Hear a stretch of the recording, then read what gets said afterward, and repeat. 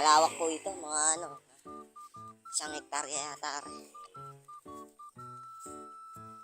Marami ng tinibang saging, mga karepa. Nakita ko sa inyo kung paano kahaba yung buwig. Yan. Sabang makunat. Senyorita. Tapos meron tindulan. Meron din tampuhin. Ito, tampuhin to. Basta ganyan. Idol. Yan. Tampuhin yan, idol. Ito, tindulan to. Pwede na to. Tibain. Yan. Kakainin lang ng mga ibon, paniki. Yung mga bunga. Mga idol pagka hindi kinuha. Ito. May mga tibana. Maglilinis po kami dyan. Kung hindi po mamaya, bukas. Yan o, natumba mga karepa. Oh. Nag-harvest nga kami nung isang araw mga karepa. Dinala sa amo. Sa Monticello mga karepa. Yan, marami natumba mga karepa. Sayang ang mga bunga. Ito ang tindulan. Mahaba ang buwig. Kita ba? Ito mga idol. Mahaba ang buwig. Yan, maraming bunga mga idol. Yan, mga ano pa. Bubot sa Kapampangan siguro. Hilaw pa, hilaw. Bata pa, hindi pa pwede. Ibain. Mga idol, oh.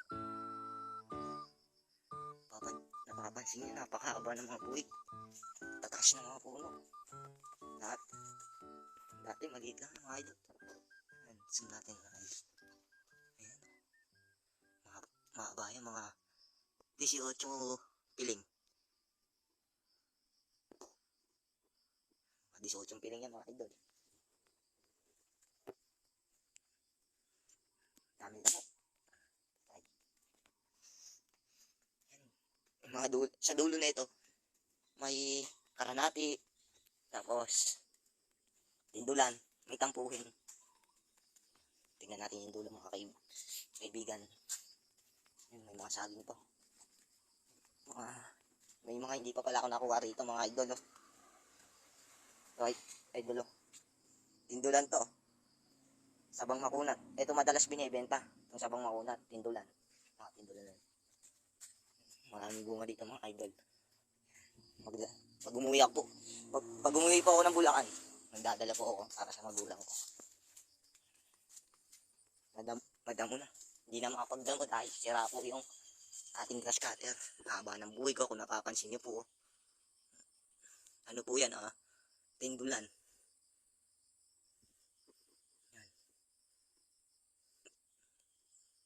Yan. Yan. Mahahaba po yung mga buhay na saging po. Bukas po dito po kami magtatrabaho, dadamo. Sa ngayon, ang gagawin po namin